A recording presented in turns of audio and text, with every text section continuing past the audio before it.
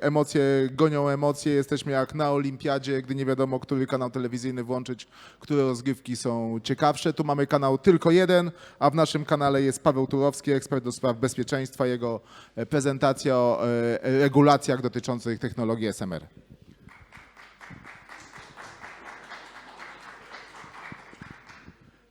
Szanowni Państwo, będę starał się przedstawić Państwu potencjalne szanse na rozwój technologii SMR, ale w takim specyficznym ujęciu, to znaczy będę próbował zobaczyć, jak funkcjonują łady na poziomie globalnym, na poziomie regionalnym i na poziomie lokalnym. I oglądając te łady będziemy w stanie odnaleźć, czy, że tak powiem, technologia małych reaktorów jądrowych oraz w ogóle energetyki jądrowej ma swoje szanse, ma swoje zagrożenia, ma swoje wyzwania i w jaki sposób te wyzwania są identyfikowane na poziomie krajowym państwa polskiego, ale żeby dojść do tego poziomu, trzeba obejrzeć po prostu dwa wcześniejsze poziomy i wtedy być może będziemy mogli mniej więcej precyzyjnie spróbować odnaleźć perspektywę i lukę, w których miejscach tą technologię będzie można zastosować, bowiem to wszystko, co się dzieje w energetyce, jest zawsze związane z interakcją ze światem polityki. To nie jest tak, że technologia po prostu pojawia się sama z siebie.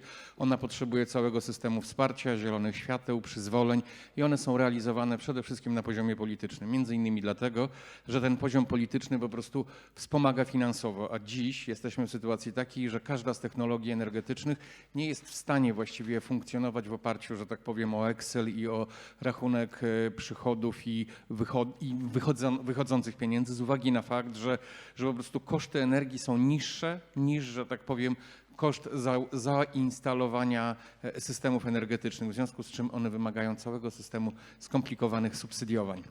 Jeśli mówimy o SMR-ach, to zastanówmy się takim telegraficznym skrótem, przypomnijmy skąd one się wzięły. One się wzięły z takiego pomysłu, że około 2009 roku, kiedy administracja prezydenta Obamy zastanawiała się, w jaki sposób wyspy energetyczne na Alasce obsłużyć i przenieść do nowej epoki, to wymyślono, że coś takiego jak reaktor, który znany jest w świecie militariów od kilkudziesięciu lat, czyli reaktor, który był i funkcjonował w sposób niezawodny na okrętach podwodnych albo też na lotniskowcach, można przenieść na ziemię, wsadzić go w wyspę energetyczną, wypróć najchętniej stary blok węglowy i w to miejsce wstawić po prostu reaktor. Dzięki takiemu rozwiązaniu i takiemu pomysłowi unika się mniej więcej 1/3 dodatkowych kosztów w całym systemie atomowym, ponieważ stara elektrownia węglowa ma wszystkie przyłączenia do sieci elektroenergetycznej i wyrwanie jednego bloku 200 albo 400 i włożenie w to miejsce reaktora właściwie powoduje, że każdy megawat jest o 1/3 tańszy w stosunku do budowy tradycyjnych, dużych reaktorów. Więc w tym ujęciu SMR-y są po prostu technologią przełomową, dysruptywną i mają po prostu bardzo duże przewagi, jeśli ta technologia dojrzeje i będzie po prostu, wyjdzie spoza fazy koncepcyjnej, a wejdzie w fazę dojrzałości.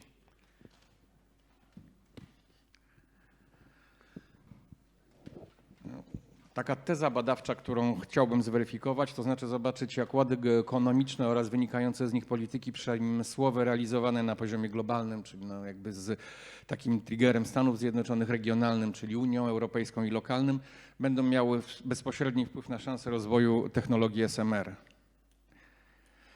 Jeśli byśmy patrzyli na to wszystko, co się dzieje właściwie po 1991 roku, to możemy powiedzieć, że w momencie, kiedy zakończyła się zimna wojna, mamy do czynienia z takim projektem jakby unilateralnym, wymyślonym przez Stany Zjednoczone, polegającym na tym, że w uproszczeniu zaczynamy procedurę geoekonomiczną. Innymi słowy, jeden z najbardziej wybitnych doradców politycznych i strategów u prezydenta Reagana, Edward Luttwak, w momencie, kiedy Związek Sowiecki został położony na łopatki, wymyślił, w jaki sposób utrzymywać unilateralną pozycję Stanów Zjednoczonych i jej dominację na całym świecie i używał narzędzi geoekonomicznych, czyli budowy ładów ekonomicznych w ten sposób, żeby podmioty, które kształtują ten ład, uzyskiwały przewagi komparatywne nad pozostałymi innymi uczestnikami jakby całego procesu. Jeśli popatrzymy na model na przykład Bretton Woods i stworzenia całego porozumienia finansowego po II wojnie światowej, to jest mniej więcej model, który był wzięty na matrycę, a następnie został przełożony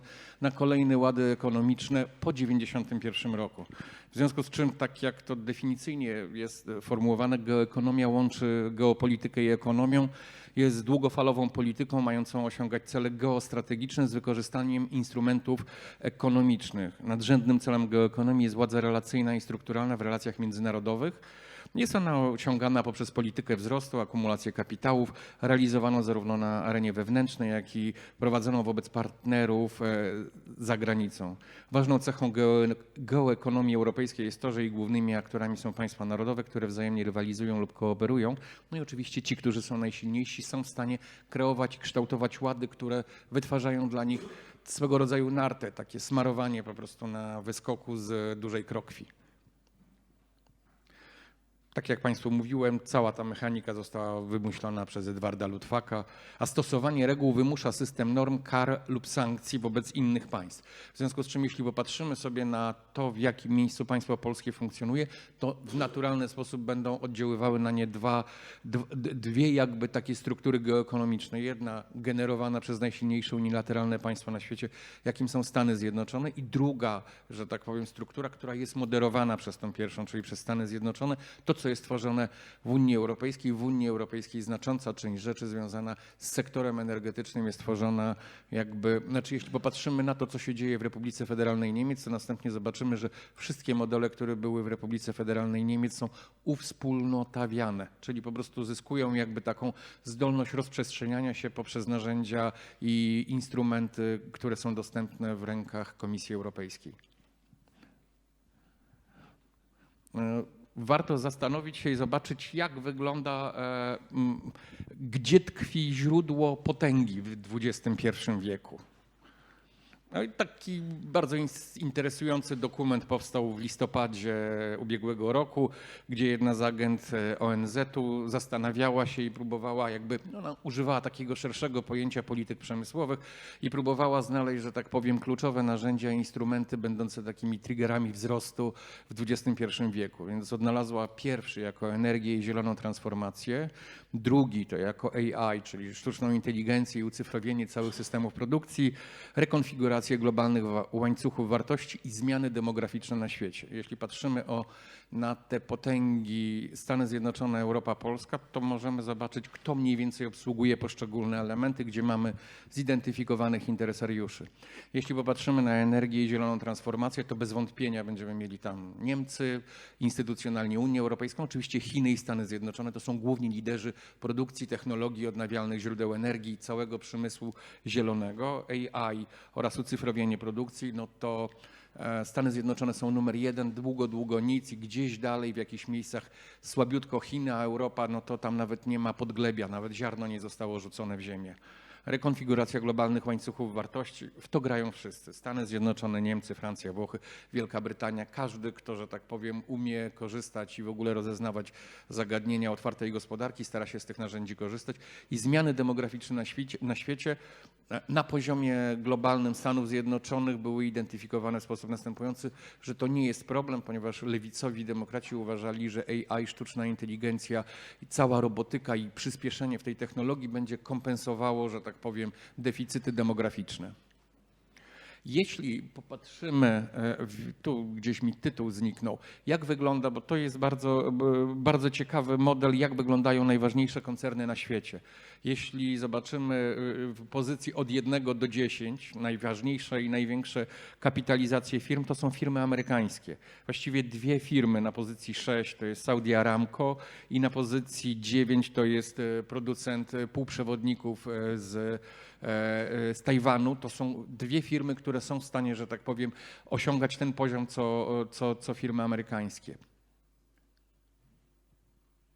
Jeśli popatrzymy, jak wygląda poziom amerykańskich firm, top 10 amerykańskich firm, to zwróćcie Państwo uwagę też na wartości. Jeśli mamy Apple firmę, to jej wartość i kapitalizacja, to wczoraj ściągałem te dane, to jest liczone po cenie aktywów na giełdzie. To jest 3,6 biliona dolarów. Nvidia 3,3 biliony dolarów. Microsoft 3,1 biliona. Alphabet, czyli Google 2,3 biliona dolarów. Amazon 2,3 biliona. Meta, Facebook 1,5 biliona. Tesla też jest wliczona w to, nie dlatego, że robi samochodziki, tylko dlatego, że Tesla jest narzędziem, które jest postrzegane jako instrument do budowy potęgi w postaci pojazdu autonomicznego, czyli w wartości Tesli nie jest zaszyta zdolność tam wyginania blachy i włożenia akumulatora, tylko całego systemu AI, który będzie prowadził pewnie w perspektywie średnioterminowej albo krótkoterminowej do wybudowania samochodów autonomicznych, czego inne podmioty nie posiadają i tak dalej. Jeśli popatrzymy na te wszystkie elementy, to jest bardzo ciekawe, ponieważ cała kapitalizacja amerykańskich koncernów wynosi 60 bilionów dolarów. A jeśli popatrzymy na firmy AI, tak, związane ze sztuczną inteligencją, no to mniej więcej światowa kapitalizacja tych podmiotów wynosi 15,8 biliona dolarów, przy czym 15 bilionów dolarów to są firmy będące w ręku Stanów Zjednoczonych. Jeśli mówimy o tych narzędziach, takich triggerach wzrostu, to zwróćcie Państwo uwagę, że to się dzieje w perspektywie połowy pokolenia, mniej więcej 10 lat. Czyli jeśli porównamy cenę na przykład i wartość Apple'a, który ma 3,6 biliona dolarów i porównamy z firmą General Electric, której potęga była budowana przez 130 lat, no to General Electric ma chyba kapitalizację 130 miliardów dolarów. Tak? No jeśli patrzymy na Lockheed Martina, czołowego dostawcy technologii militarnych, to jest 120 miliardów, Boeing 170 miliardów, a Apple ma 3,5 biliona. Czyli można zwrócić uwagę, jakby dołożyć taki kolejny element, że to, co przedstawiła agenda ONZ-u dotycząca produkcji przemysłowej, ona rzeczywiście tworzy poszczególne działy, natomiast bogactwo, potęgę rozprowadza w sposób nierównomierny. Ta nierównomierność jest ewidentnie skoncentrowana w Stanach Zjednoczonych i ewidentnie wszystko, co jest związane z nowoczesnymi technologiami, po prostu wytwarza gigantyczną przewagę dla unilateralnego państwa i co za tym idzie, dla jego zdolności oddziaływania na cały świat. No i teraz jest pytanie, czy to wszystko będzie przyspieszało. Wydaje się, że tak, bo jeśli popatrzymy na taką rzecz, że do 2025 roku, mniej więcej do teraz, 7 podstawowych elementów tych technologii EDT przełomowych osiągnie swoją dojrzałość taką technologiczną, czyli będziemy mieli sztuczną inteligencję jako numer 1, zdolności obliczeniowe, systemy autonomiczne, technologie kwantowe, biotechnologie i udoskonalanie człowieka, technologie hipersoniczne oraz przestrzeń kosmiczną, no to wszystko zacznie jakby w takim postępie wykładniczym rozwijać się i przynosić kolejne elementy potęgi z uwagi na tworzenie hybryd pomiędzy pozycjami, nie wiem, 1.3, 3.5, 5.7, czyli dojrzałe rozwiązania technologiczne będą po prostu klonowane i łączone ze sobą i będą dawały kolejne przyspieszenie wzrostu wykładniczego. Więc jeśli byśmy patrzyli na te elementy, to można właściwie śmiało zakładać, nie popełniając błędu logicznego, że potęga, że tak powiem, nowych rozwiązań technologii związanych z EDT, ze sztuczną inteligencją jest wygenerowana w Stanach Zjednoczonych, będzie wytwarzała dominującą pozycję w Stanach Zjednoczonych i co za tym idzie, Stany Zjednoczone będą miały zdolność przenikającą, że tak powiem, w ujęciu geoekonomicznym oddziaływania na kolejne inne łady budowane na niższych poziomach. A jak wygląda koniec peletonu? No to na końcu peletonu mamy na przykład Republikę Federalną Niemiec i kapitalizację wszystkich firm niemieckich na poziomie 2,3 biliona dolarów. Tak? A jak popatrzymy na tak co do tego, co powstało w Stanach w przeciągu połowy pokolenia i co w Niemczech powstało w przeciągu 130 lat polityki przemysłowej. No to mamy Mercedesa-Benza z wartością 55 miliardów dolarów, albo BMW wartością 48 miliardów, albo Volkswagenem, który ma 47 miliardów dolarów. Wczoraj sprawdzałem, ile jest kapitalizacja Netflixa, to jest 330 miliardów, kapitalizacja Airbnb 120 miliardów, kapitalizacja Bookinga 138 miliardów dolarów. To są mniej więcej takie różnice i to jest takie tempo przyrostu wykładniczego potęgi Stanów Zjednoczonych względem kolejnych podmiotów. No i kto jest na końcu peletonu? No, tradycyjne modele gospodarcze, czyli na przykład produkcja samochodów. Nie mówię o Tesli, bo ona jest tak, wiedzą Państwo, jakby podwójnie księgowana. Z jednej strony włożona w systemy samochodowe, a z drugiej strony włożona w systemy nowoczesnej inteligencji i technologii przełomowych. No to Tesla ma 1,2 biliona, ale Porsche 56 miliardów, Volkswagen 47, czyli widać mniej więcej, jak te wszystkie stare technologie zaczynają schodzić. I jakie to generuje jakby dylematy. No i tutaj pojawia się kolejne jakby pytanie, czy kapitalizacja to jedyny indykator potęgi i czy skala produkcji ma znaczenie. To wszystko prowadzę po to, żeby podprowadzić pod pewną tezę i diagnozę dotyczącą tego, czy ład, który jest dziś na poziomie europejskim zaprogramowany i dotyczący dominacji odnawialnych źródeł energii przy zmieniającym się środowisku na poziomie globalnym jest w stanie jakby uzyskiwać kontinuum, czy też będą po prostu wymuszone poprzez siłę zmiany i rekonfigurację. Będę próbował jakby te elementy posprawdzać, ale po to przedstawiam Państwu te elementy na poziomie globalnym. Czyli czy skala produkcji ma znaczenie? No jak sobie popatrzymy na to, co to jest AI w ramach Stanów i ile to jest, to nam wyjdzie, że te firmy wszystkie związane ze sztuczną inteligencją generują około 54% PKB Stanów Zjednoczonych za rok ubiegły. Ale równolegle one generują 84% PKB Chin też za rok ubiegły i 337% PKB Niemiec za rok ubiegły.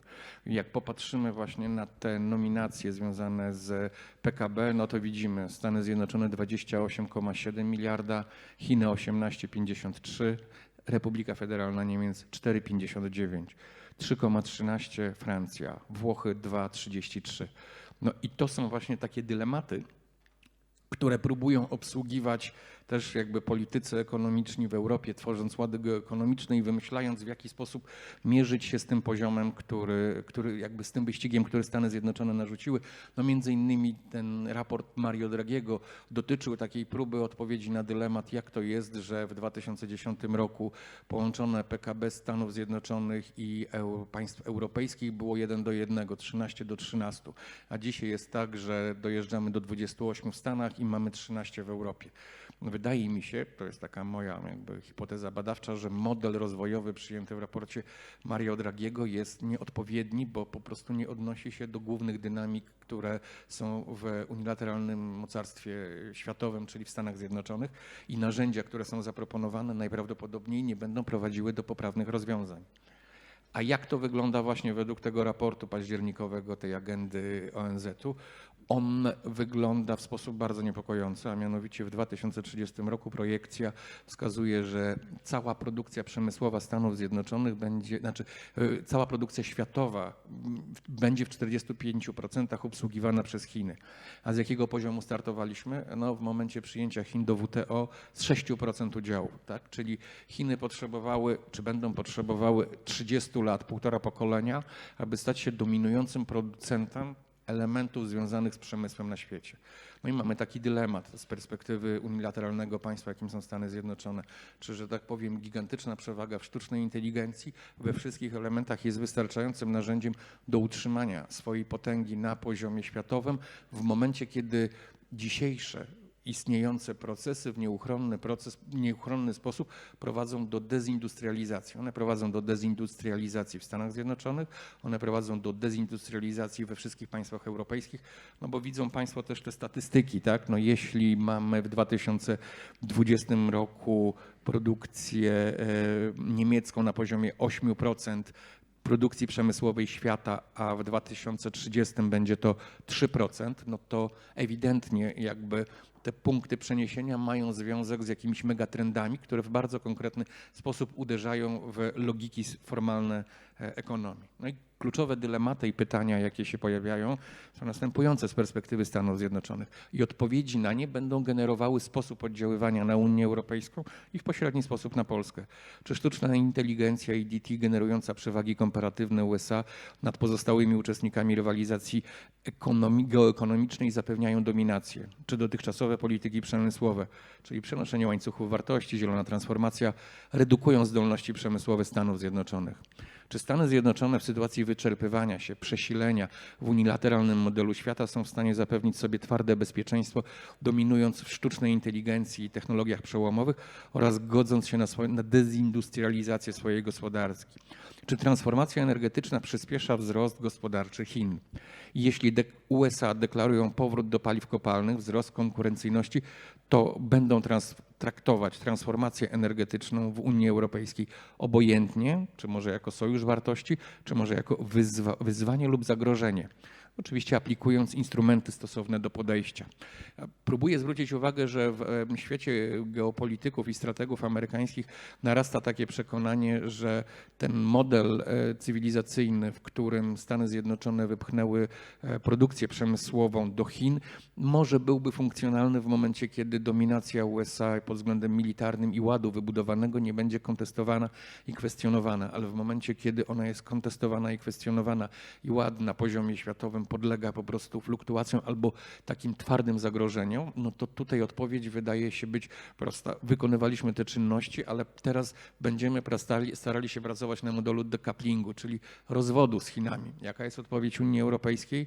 No, odpowiedź Unii Europejskiej ustami kanclerza Scholza jest de-risking, czyli redukujemy zagrożenie, czyli nie schodzimy z kierunku i wektoru współpracy z Chinami, bo narzędziem, osią realizacji współpracy ekonomicznej jest transformacja energetyczna, tylko redukujemy ryzyka. No, dla Amerykanów jest to model, wydaje się być krytyczny i nie jest wykluczone, że obecna administracja będzie identyfikowała swoje aktywności być może w odmienny sposób niż ta odchodząca. I co za tym idzie, może to w bardzo mocny sposób uderzać w te elementy transformacji energetycznej.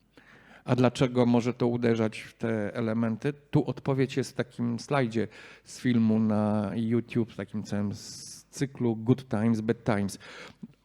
To jest taki model, który właściwie opisuje pewną taką mandalę z 2015 roku, porozumienie paryskie, porozumienie najsilniejszych państw na świecie, że eliminujemy paliwa kopalne, czyli przechodzimy na odnawialne źródła energii. Mamy taką granicę, tak? Kanada, Stany Zjednoczone, Unia Europejska, Rosja, Chiny. Oni wszyscy wchodzą w nowe technologie. Komu wypychamy węgiel, paliwa kopalne, wszystkie elementy tradycyjne, temu wszystkiemu, co jest poniżej. No, od Meksyku w dół przez Amerykę Południową dzielimy świat na świat bogatych, biednych, narzucamy nowe normatywy, nowe systemy wartości.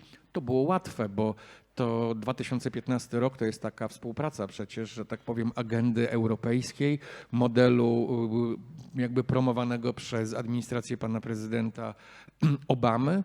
I jakby to jest podglebie pewnego procesu, w którym w 2019 roku Unia Europejska, tak właściwie można powiedzieć deus ex machina, ogłasza wielką transformację energetyczną o nazwie Europejski Zielony Ład. Tak? No, to są mniej więcej rdzenie tych elementów w tym porozumieniu paryskim. Jakby mamy zaszyty taki element eliminacji dotychczasowych modelów energetycznych, czyli przechodzenia na odnawialne źródła energii poprzez ograniczenie emisji gazów cieplarnianych i konieczność przygotowywania przez wszystkie państwa planów, w jaki sposób redukujemy tą emisję dwutlenku węgla. No to jest 2019 rok, te główne elementy. To jak zdejmiemy jakby tą warstwę dotyczącą decepcji, zwodzenia opinii publicznej związanej z odnoszeniem się do argumentów emocjonalnych natury altruistycznej, to wychodzą nam twarde narzędzia, że tak powiem, geoekonomiczne, związane, że tak powiem, z gospodarką. Europejski Zielony Ład jest nową strategią na rzecz wzrostu, którego korzyści są większe niż koszty. Europejski Zielony Ład pokazuje, jak zmienić nasz styl życia, pracy, sposób produkcji i konsumpcji, tak abyśmy żyli zdrowiej, a nasze przedsiębiorstwa były innowacyjne. Czyli za każdym razem mamy zaszyte elementy i narzędzia, że tak powiem, związane z budową potęgi, kolejnych polityk przemysłowych i narzucania tych modeli wobec innych zgodnie z modelem geoekonomicznym. Wszyscy możemy się włączyć w ten proces i skorzystać z szans, jakie stwarza. Pomożemy gospodarce Unii Europejskiej stać się światowym liderem, jeśli będzie działać szybko, nie oglądając się na innych.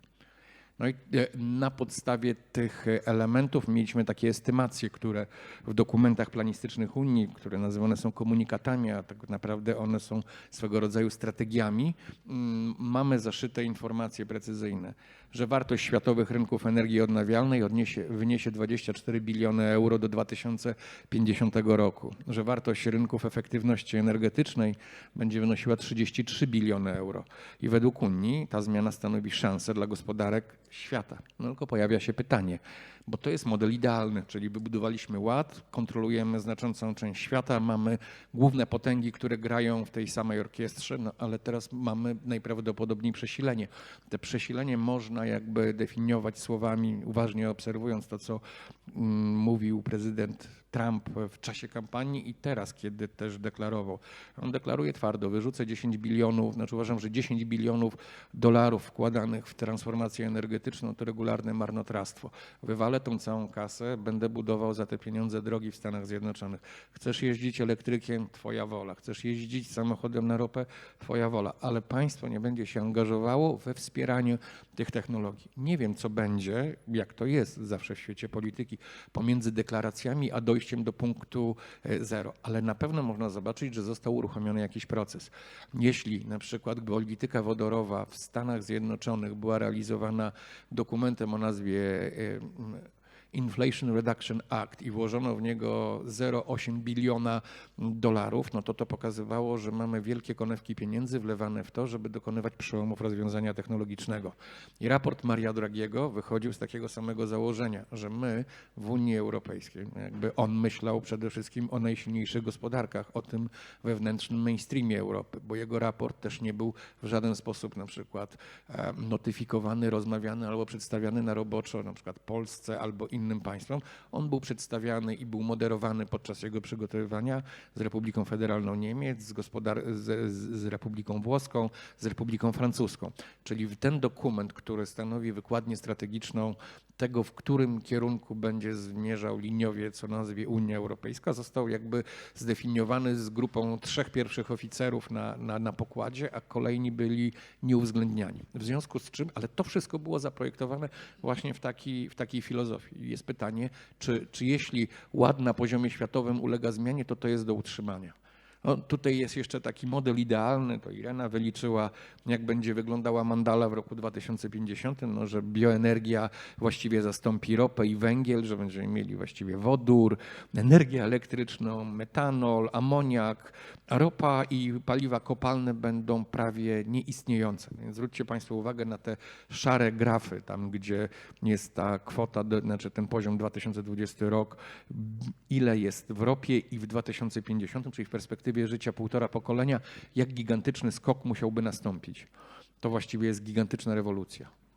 No i tak jak Państwu mówiłem, narzędzia, które są powieszone w raporcie Mario Draghiego, no to mamy, to jest kolejność dekarbonizacja, digitalizacja i przemysł zbrojeniowy, ale jeśli byśmy starali się położyć punkty ciężkości, no to będziemy mieli, nie wiem, wagi bardzo duże włożone w dekarbonizację, średnie wagi włożone w digitalizację i małe wagi włożone w przemysł zbrojeniowy. No, to jest logika formalna, to podpowiada, ile pieniędzy z PKB poszczególnych państw można zebrać w przemyśle zbrojeniowym, a ile pieniędzy można zebrać od obywateli wspólnoty europejskiej, 440 milionów ludzi, kiedy po prostu będą każdego dnia płacili każdego miesiąca swoją fakturę za energię elektryczną albo opłacali po prostu swój system mobilności, czy to przy stacji benzynowej, czy przy stacji wodorowej, czy przy stacji, która podaje energię elektryczną do ich samochodów. Więc ta dekarbonizacja była takim kluczowym narzędziem i pomysłem.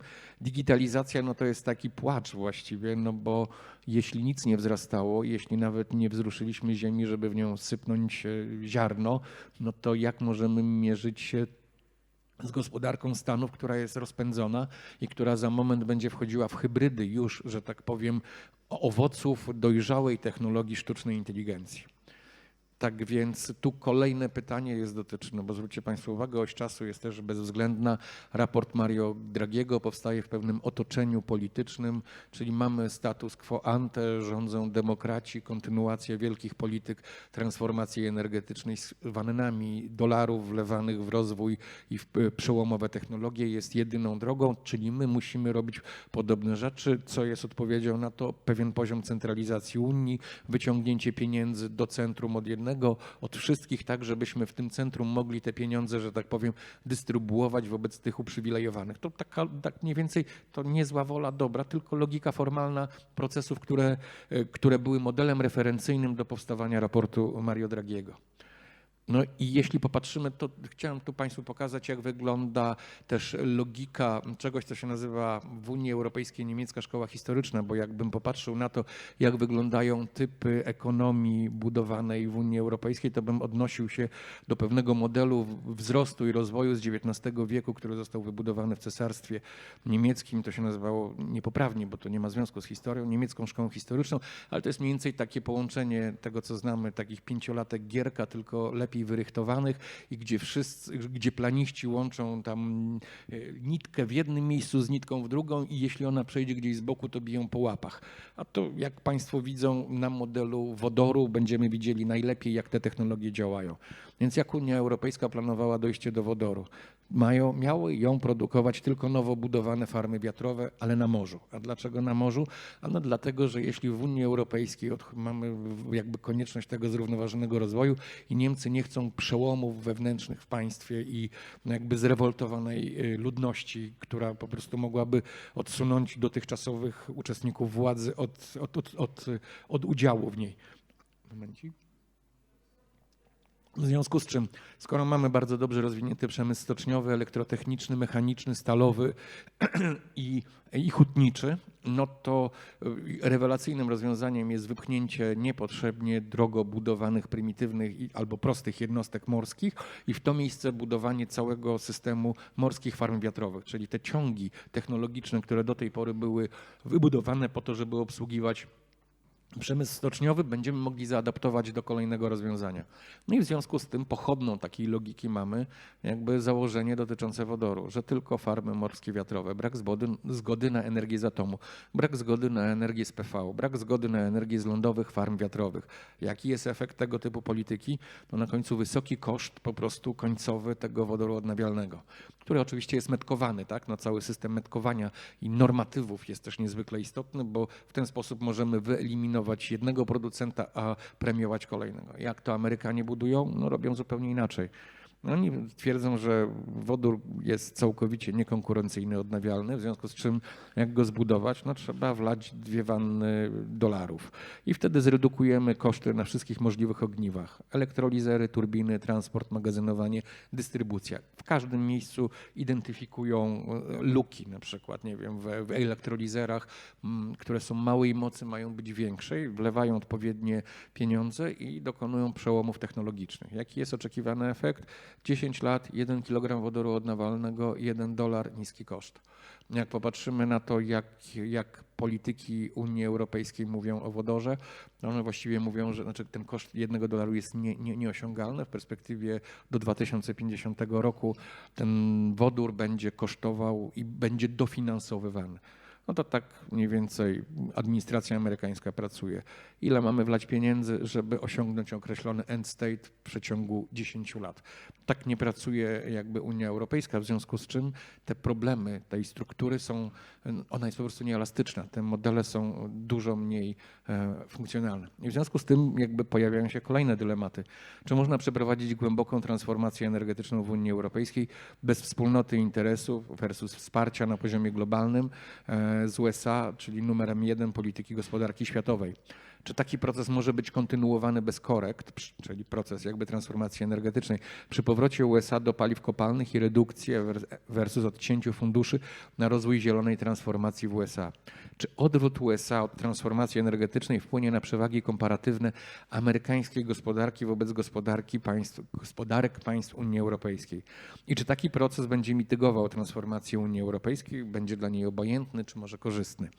No to są takie główne dylematy, które jakby można odnaleźć i zobaczyć na systemie procesowym, na tym wszystkim, co się zaczyna dziać w procesie i gdzie te początki tego procesu następują. No i jak to wygląda u nas? No u nas to wygląda mniej więcej tak, dajmy więcej mocy, reaktor wytrzyma. No, czyli jak popatrzymy na najnowszy dokument z 10, czyli z października 2024 roku, czyli taki dokument jakby instrukcyjny, który się wysyła do Unii Europejskiej, w jaki sposób model transformacji energetycznej będzie w Polsce następował. No to tutaj mamy kluczowe narzędzia, które są jakby w to wszystko wpisane, ale najciekawszymi elementami, jak Państwo zobaczą, jest to, że w poprzednim KPI-ku, czyli zbudowanym za poprzedniego rządu, takie poziomy w 2030 roku zakładały, że odnawialne źródła energii będą produkowały 23% energii. A nowy dokument zbudowany przez obecną koalicję zakłada, że w roku 2030 jakby w systemie będzie 32% energii budowanej z OZE.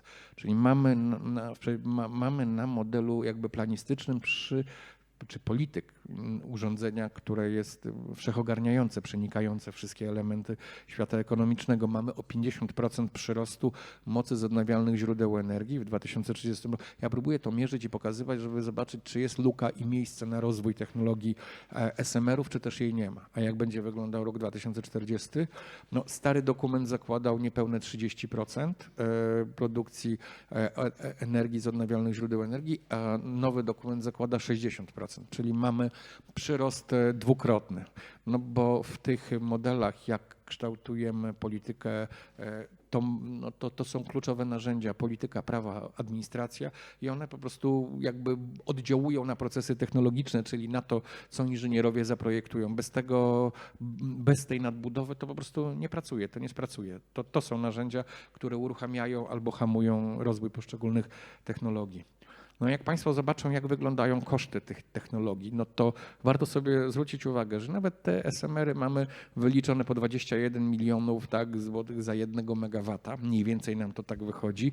To jest w stosunku do atomu pomiędzy 2023 a 2040, dużego atomu, jest to trochę mniej, bo dziś duży atom to jest 26 milionów, a w 2040 roku 21. Ale najciekawszym rozwiązaniem, bo warto zwrócić uwagę na SMR-y versus tą logikę formalną obecnej transformacji energetycznej. W poprzednim jakby cyklu planistycznym zakładano, że nie jesteśmy w stanie jako państwo polskie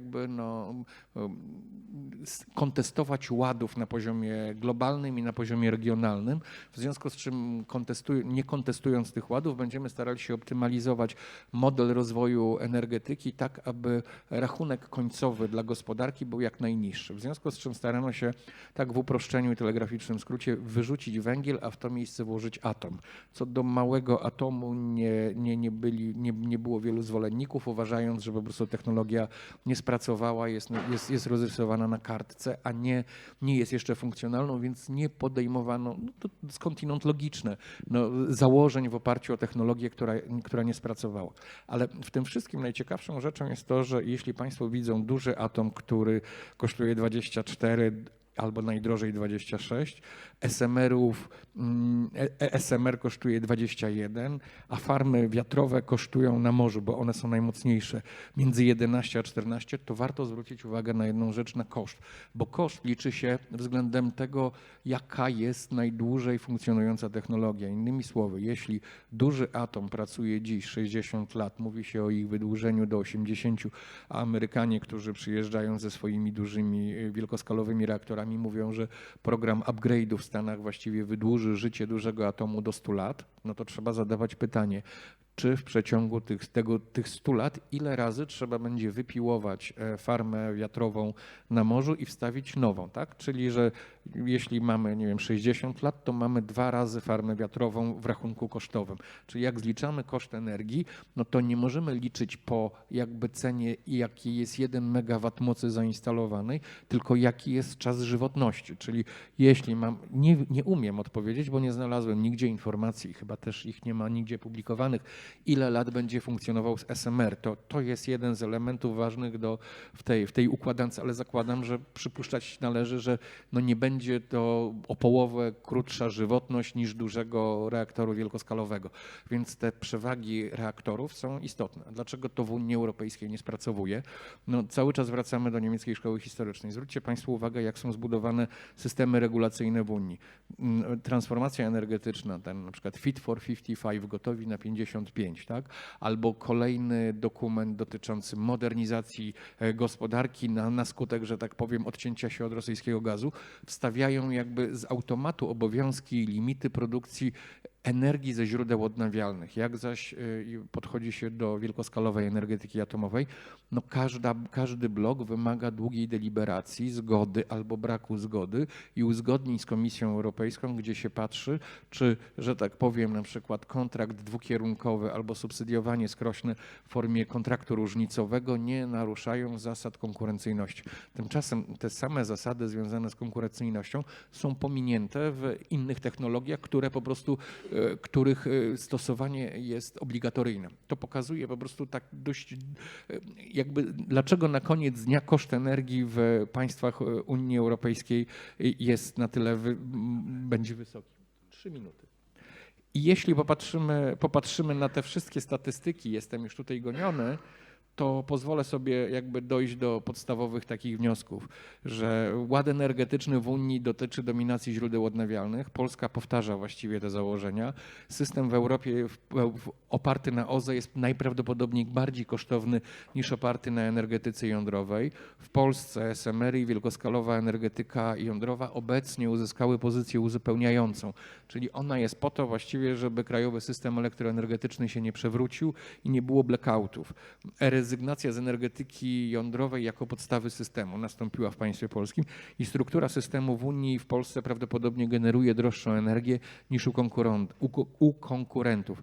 Jeśli na poziomie światowym rozpadnie się koalicja dla transformacji energetycznej, czyli wyjdzie z tego projektu Ameryka, jest wysoce prawdopodobne wprowadzenie korekt w Unii, bo po prostu wojny celne czy też wojny finansowe i przepływ kapitału albo ucieczka energochłonnych sektorów, na przykład do produkcji w Stanach Zjednoczonych, no będą dylematem, przed którym będą stawały ośrodki kierownicze poszczególnych państw.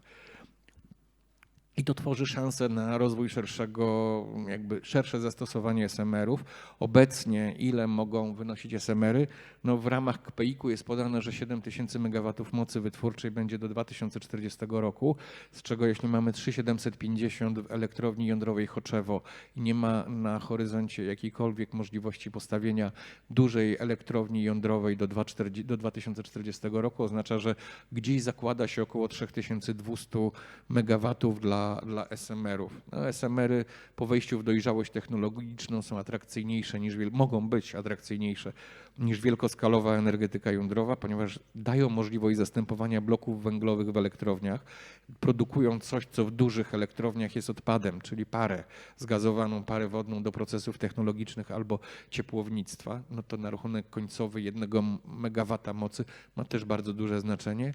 Tempo zbliżone jest do budowy farm offshore, czyli te narzędzia regulacyjne, które wydłużyły do 12-14 lat budowę dużego atomu, tutaj nie funkcjonują. Tu możemy je stawiać i reagować elastycznie na potrzeby rynku w perspektywie krótkoterminowej, 3-5 lat.